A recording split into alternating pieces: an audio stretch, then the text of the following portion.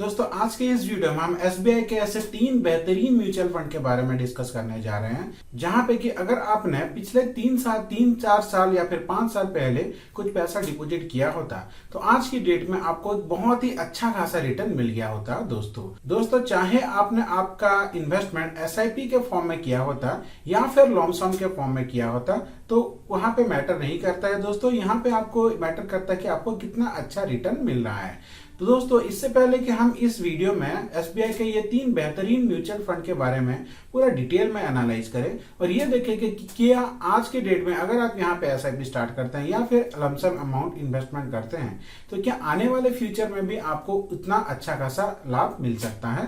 दोस्तों इस वीडियो में हम इसके ऊपर पूरा डिटेल में एनालाइज करेंगे। इसी के साथ साथ दोस्तों हम इसमें यह भी देखेंगे कि आपको इस टाइम यहाँ पे इन्वेस्टमेंट करना चाहिए या फिर आपको किस तरह से आपका डिसीजन लेना चाहिए।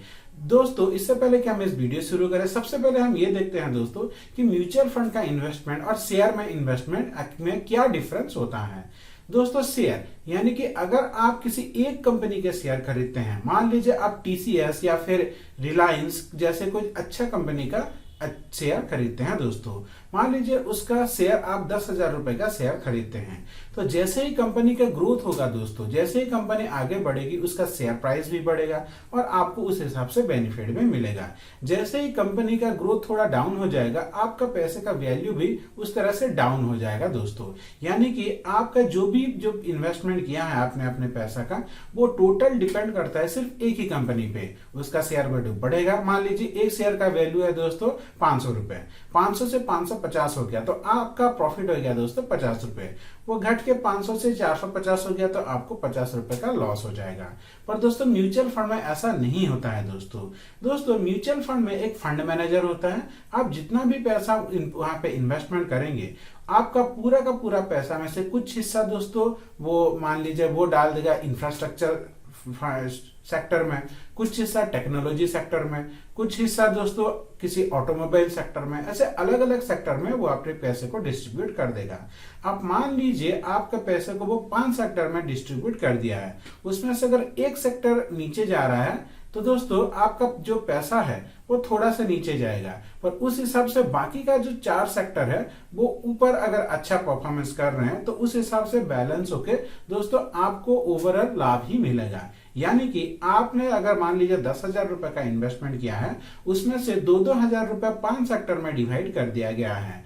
पहला सेक्टर हो गया ऑटोमोबाइल, तो अगर ऑटोमोबाइल सेक्टर अच्छा परफॉर्मेंस नहीं कर रहा है, और मान लीजिए दूसरा सेक्टर हो गया इंफ्रास्ट्रक्चर सेक्टर अगर अच्छा परफॉर्मेंस कर रहा है तो उस हिसाब से दोस्तों ये अपने आप को बैलेंस कर लेंगे और बाकी का जो 3 सेक्टर है उससे आपको लाभ मिलता रहेगा। इस हिसाब से दोस्तों जो म्यूचुअल फंड का इन्वेस्टमेंट है वो थोड़ा रिस्क फ्री होता है तो दोस्तों यहाँ तक हमने जान लिया कि शेयर का इन्वेस्टमेंट क्या होता है और म्यूचुअल फंड का इन्वेस्टमेंट क्या होता है। तो चलिए दोस्तों हम चलते हैं अपने एसबीआई के उस 3 फंड के बारे में और उसको डिटेल में समझने की कोशिश करते हैं। दोस्तों एसबीआई का 3 शेयर का एनालाइज करने के लिए हम यहाँ पे यूज कर रहे हैं ग्रो का। दोस्तों हमारा जो लिस्ट में सबसे पहला आता है दोस्तों वो होता है एसबीआई का small cap fund direct growth. यहाँ पे दोस्तों पिछले 3 साल का रिटर्न देखें तो पिछले 3 साल में 32.26% का रिटर्न मिल जाता है दोस्तों। यहाँ पे अगर हम इसको ऑल कर देंगे तो दोस्तों आपको देखने को मिल सकता है, ये शुरू हुआ था दोस्तों 2013 में और अभी चल रहा है दोस्तों 2023, यानी से 10 साल से आप इसका ग्रोथ रेट दे सकते हैं दोस्तों इस ग्राफ के मदद से। अब आते हैं दोस्तों इसकी इन्वेस्टमेंट की, तो दोस्तों लोगों ने यहाँ पे 21,319 करोड़ का इन्वेस्टमेंट किया है। यहाँ पे आप एसआईपी सिर्फ 500 रुपये से स्टार्ट कर सकते हैं दोस्तों। और बात करें यहाँ पे लमसम की, तो यहाँ पे दोस्तों लमसम इन्वेस्टमेंट का कोई भी ऑप्शन आपको नहीं मिल रहा है, यहाँ पे सिर्फ एसआईपी स्टार्ट कर सकते हैं दोस्तों। अब दोस्तों मान लीजिए यहाँ पे 3 साल की अगर आप एसआईपी करते हैं तो पिछले 3 साल में अगर दोस्तों आपने एसआईपी किया होता तो दोस्तों यहाँ पे आप देख सकते हैं अगर आपने महीने में सिर्फ 5,000 रुपये का एसआईपी किया होता और पिछले 3 साल का किया होता तो दोस्तों आपने इन्वेस्टमेंट किया है 1,80,000 रुपये, वो बढ़ के हो जाता है दोस्तों आपको 3 साल में 2,38,621, यानी कि आपको दोस्तों लगभग यहाँ पे 60,000 रुपये का प्रॉफिट मिलता है दोस्तों सिर्फ 3 साल में दोस्तों। अब बात करें इसकी होल्डिंग की, तो इसके 56 कंपनी में होल्डिंग है, जैसे कि Nifty bank total return index में यहाँ पे 8.3% का होल्डिंग है, ब्लू स्टार में 3.9% का, SBFC में दोस्तों इसका होल्डिंग 2.7% है। इस तरह से अलग अलग कैटेगरी, अलग अलग कंपनी में इसका होल्डिंग है दोस्तों।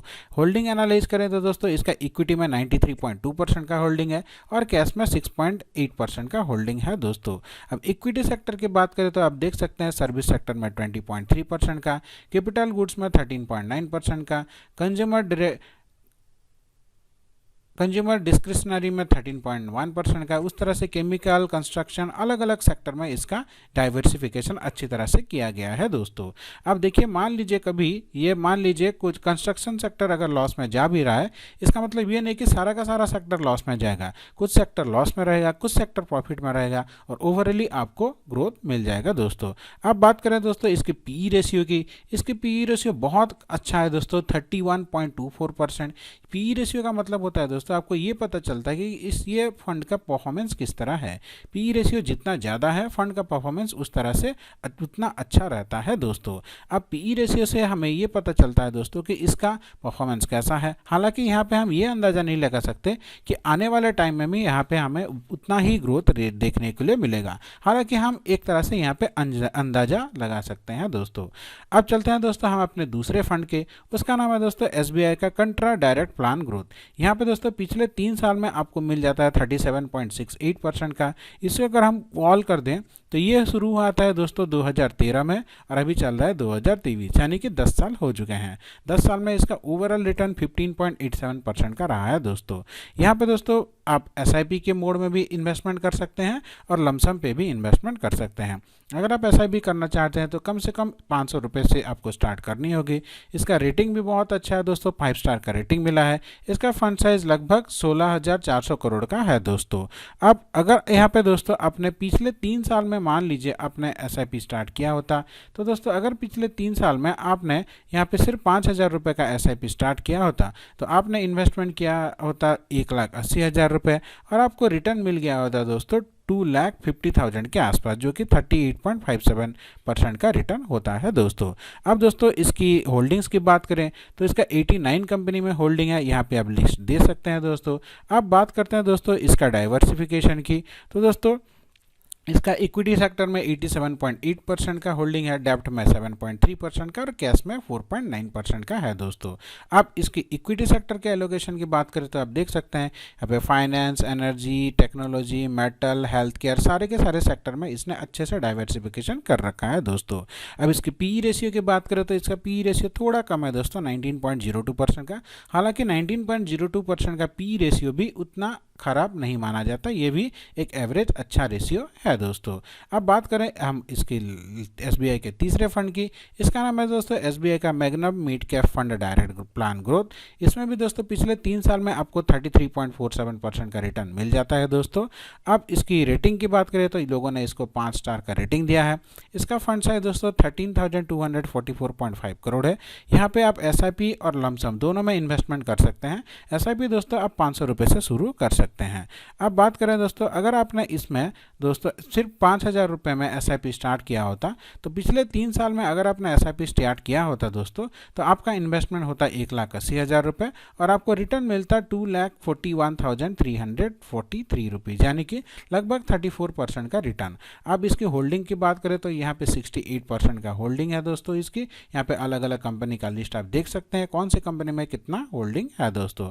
अब दोस्तों इसके एलोकेशन की बात करें तो दोस्तों यहाँ पे इक्विटी में 93.7% है, कैश में 5.4 और डेब्ट में 0.8% का इसका होल्डिंग है दोस्तों।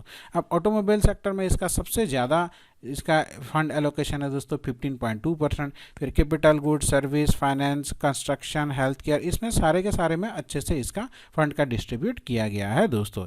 यानी कि 1-2 फंड आपका लॉस में भी चला जाता है, 1-2 सेक्टर, तो बाकी सेक्टर से तो आपको प्रॉफिट मिलना है दोस्तों। अब देखिए दोस्तों इसकी पी रेशियो की बात करें तो 37.96%, बहुत अच्छा पी रेशियो है दोस्तों इसका। यानी कि इसका परफॉर्मेंस बाकी दोनों के हिसाब से बहुत ही ज़्यादा उम्दा परफॉर्मेंस आपको देखने को मिल जाता है दोस्तों। तो दोस्तों इस तरह से आप अपने लिए अच्छा म्यूचुअल फंड का सिलेक्शन कर सकते हैं। दोस्तों अगर आप इन तीनों में से किसी भी म्यूचुअल फंड में इन्वेस्टमेंट करना चाहते हैं तो सबसे पहले दोस्तों आप इसको अच्छे तरह से अपने एंड पे एनालाइज कीजिए, और अगर आपको अच्छा लगता है तो आप अपना इन्वेस्टमेंट जर्नी स्टार्ट कर सकते हैं दोस्तों। आपका आशा करते हैं आपका हमारा ये छोटा सा वीडियो अच्छा लगा होगा, आपका दिन मंगलमय हो। धन्यवाद दोस्तों।